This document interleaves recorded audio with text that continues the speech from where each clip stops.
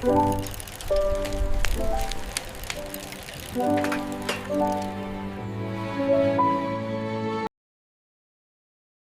you grew up in the 1970s, you remember a childhood that felt both wild and wonderful. It was a time before safety warnings, before endless supervision, and long before the internet could tell you what you were doing wrong. Back then, we lived by instinct, by curiosity, and by the rhythm of the world around us. There were no tracking apps, no GPS, no text messages from worried parents asking where we were. Our only rule was simple: be home by dinner. We drank water straight from the garden hose, our bicycles were our passports, and the neighborhood was our entire universe. There were scraped knees, sunburned noses, and the lingering smell of freshly cut grass everywhere we went. Childhood in the 1970s was far from perfect, but it was real, unfiltered, unpredictable, and free. Parents in those days had their own worries: inflation, fuel shortages, political scandals, and news that always seemed to begin with the words crisis or conflict, yet somehow they trusted us enough to explore, to fail, and to learn on our own. Maybe that was their gift to us, freedom wrapped in faith. Our first taste of freedom often came with two wheels. If you had a Schwinn Stingray, you were already a king among kids. You could spend entire afternoons racing down sun-baked streets, your baseball cards fluttering in the spokes, making that perfect buzzing engine sound. We would chase the wind, testing the limits of speed and courage, launching over homemade ramps built from scrap wood and cinder blocks. Safety gear, that was for professional stuntmen. We had nothing but a brave heart and a sense of adventure. Sometimes we'd fall hard. Sometimes we'd limp home with a bleeding elbow, but we'd always come back out the next day, ready to ride again. Pain didn't make us afraid, it made us stronger. If the 1970s belonged to the big wheel generation, the early 1980s brought the BMX era. Suddenly, our childhoods had a new soundtrack: the click of gears, the smell of chain oil, and the feeling of taking flight over a dirt ramp built in someone's backyard. The road was our classroom, and every scratch was a lesson in resilience. Home life was a different rhythm altogether. There were no microwaves yet in every kitchen, no smartphones glowing on every countertop. Family dinners were sacred moments where the smell of pot roast or meatloaf filled the air, and the evening news played softly in the background. We didn't eat fast food every night, and we didn't eat alone. Families talked back then about school, about dreams, and sometimes about nothing at all. But they were together. In every neighborhood, there was that one MOM who always seemed to know what every kid was up to, and that one dad who could fix anything with duct tape and determination. We'd gather outside until dusk, playing kickball, hide and seek, or Red Rover. Nobody scheduled playdates, we just showed up, rang the doorbell, and asked, "Can Joey come out?" The streets were alive with laughter, with the sounds of roller skates scraping the pavement, and radios playing the latest hits from the Eagles, Fleetwood Mac, or the Doobie Brothers. There was a sense of belonging, a sense that no matter which block you came from, we were all part of something bigger, a generation growing up together without even realizing it. Before video games took over the living room, imagination ruled the world. Our toys were built to last, made of metal, not plastic, powered by creativity, not electricity. Tonka trucks were indestructible. Matchbox cars could survive years of rough play, and our Hot Wheels tracks turned ordinary floors into racetracks of pure magic. Girls had their own kingdoms too. Barbie had a mansion, a convertible, and an entire wardrobe that reflected the spirit of the decade. Dolls weren't digital. They didn't talk or blink by battery. You gave them life with your stories.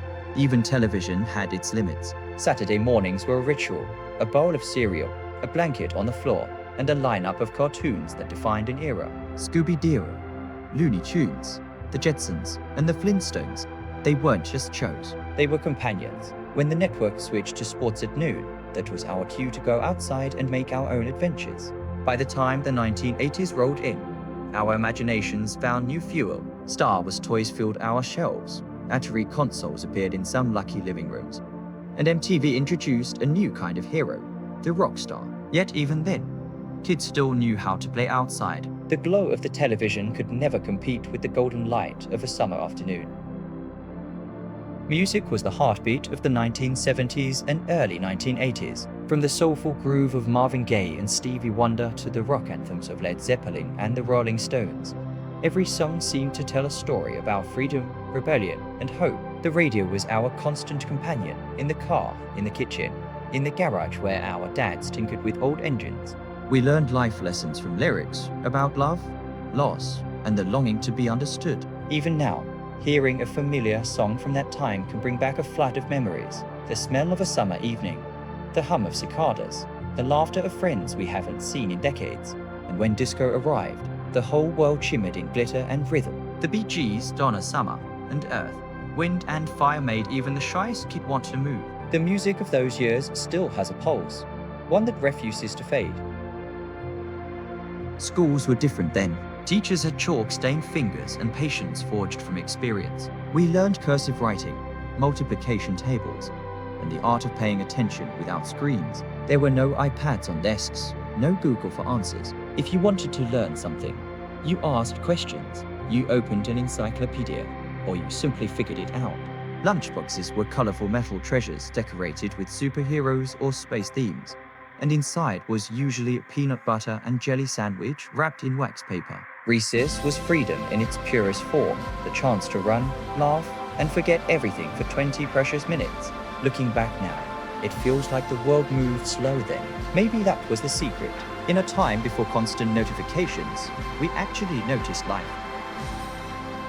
Summers were endless. Long days at the community pool, lemonade stands at the corner, backyard sprinklers, and nights chasing fireflies. We rode in the back of pickup trucks. We camped under the stars. And we learned to tell stories around the glow of a flashlight. Christmas was pure magic. No online wish lists. No overnight shipping. Just the wonder of Sears catalogs and handwritten letters to Santa. Families decorated together. Trees sparkled with tinsel, and the smell of cookies baking filled every home. It was a season of joy that money could never buy.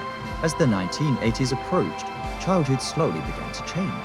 Cable television, video games, and home computers introduced a new kind of world, one brighter, faster, louder. Yet for those of us who grew up in the 1970s, the essence of freedom never truly left us. We carried it quietly into adulthood, a reminder that once we lived in a world wide open and full of promise.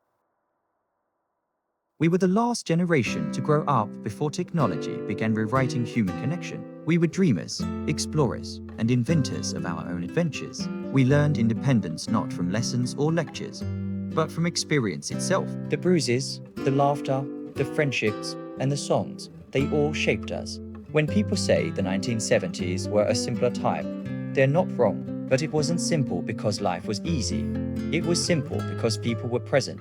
We didn't have much, but we had enough. We didn't always feel safe, but we always felt alive. And that, perhaps, is the greatest lesson of all. That childhood, our childhood, taught us that freedom, friendship, and faith in ourselves are worth more than anything else.